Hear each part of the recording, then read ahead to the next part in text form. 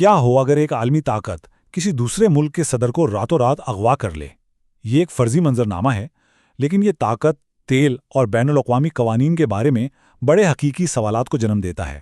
تو چلیں ذرا اس پوری کہانی کو کھول کر دیکھتے ہیں۔ ذرا تصور کیجئے، تاریخ ہے 3 جنوری 2026، جگہ ہے کیراکس، وینیزویلا، اور وقت رات کے ٹھیک 2:01۔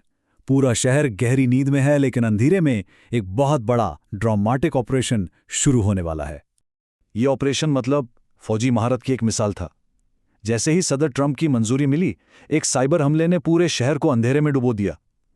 پھر فضائی حملوں نے وینیزویلا کے دفاعی نظام کو بالکل ناکارہ کر دیا، اور آخر میں ڈیلٹا فورس کمانڈوز نے صدر مادورو کو صرف 5 منٹ کے اندر ان کے اپنے گھر سے حراست میں لے لیا۔ اور اس سب کے پیچھے جو رہنما تھے، ان کا رد عمل کیا تھا؟ وہ کہتے ہیں، میں نے اسے ایسے دیکھا جیسے کوئی ٹی وی شو دیکھ رہا ہوں۔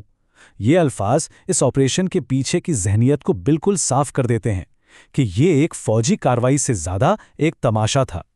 تو سوال یہ ہے کہ آخر اتنا بڑا قدم اٹھایا ہی کیوں گیا؟ سرکاری طور پر انتظامیہ نے اس حملے کا ایک بڑا واضح جواز پیش کیا۔ چلیں دیکھتے ہیں کہ وہ کیا تھا۔ سرکاری کہانی کے مطابق یہ سب کچھ انصاف کے لیے تھا۔ صدر مادیرو پر بڑے سنگین الزامات لگائے گئے: نارکو دہشت گردی، منشیات کی اسمگلنگ اور اپنے ہی ملک میں جمہوریت کا گلا گھونٹنا۔ ان الزامات میں سب سے سنگین تھا نارکو دہشت گردی۔ اب اس کا سیدھا مطلب یہ ہے کہ دہشت گردی کو منشیات کی اسمگلنگ سے پیسہ مل رہا ہے، اور یہ ظاہر ایک بہت ہی بڑا الزام ہے۔ اور اس الزام کو ثابت کرنے کے لیے ایک ٹھوس عدد بھی سامنے رکھا گیا۔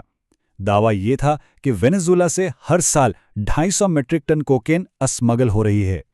یہ نمبر یاد رکھیے گا کیونکہ یہ آگے کام آئے گا۔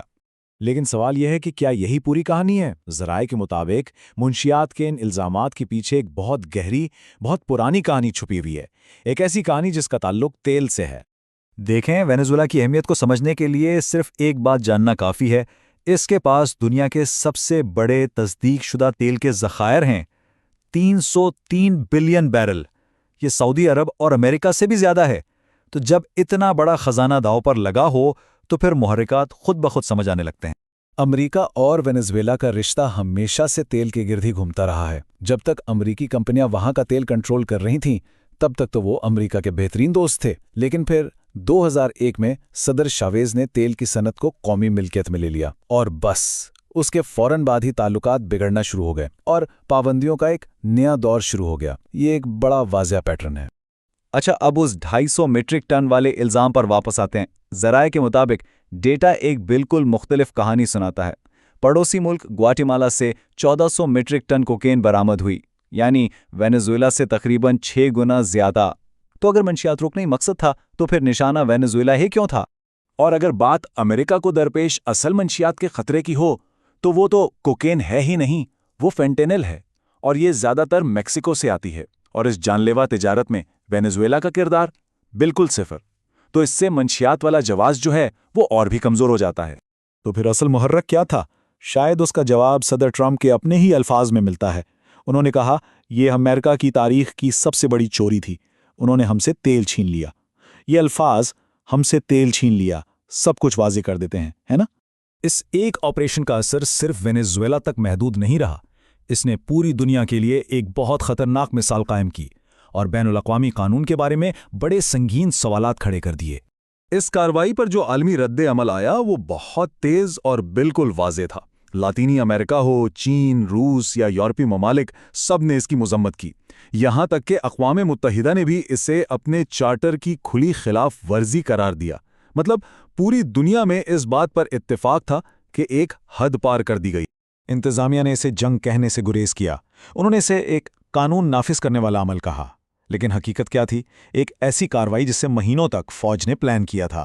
تو یہ قانون نافذ کرنا نہیں تھا، یہ جنگ تھی۔ کیا کوئی قانون نافذ کرنے والا ادارہ 150 فوجی طیارے استعمال کرتا ہے؟ اس آپریشن میں یہی ہوا۔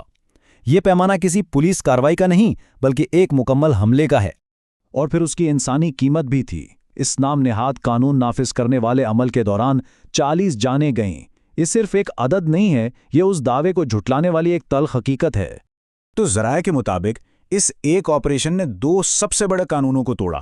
پہلا، خود امریکی آئین، کیونکہ کانگریس کی منظوری کے بغیر جنگ شروع کی گئی، اور دوسرا، बैनुल-अक़वामी कानून, क्योंकि अक़वाम मुत्तहिदा का चार्टर किसी मुल्क पर इस तरह हमले की इजाज़त हरगिज़ नहीं देता। ये सब कुछ हमें एक बहुत बड़े और परेशानकुन सवाल पर लाकर छोड़ देता है। जब ताकतवर कौमें खुद ही उसूल बनाती हैं, तो क्या उन्हें तोड़ने का हक भी वही रखती हैं? और क्या हम एक ऐसे नए आलमी निज़ाम की तरफ बढ़ रहे हैं, जहां कानून की नहीं बल्कि सिर्फ ताकत की हुक्मरानी होगी?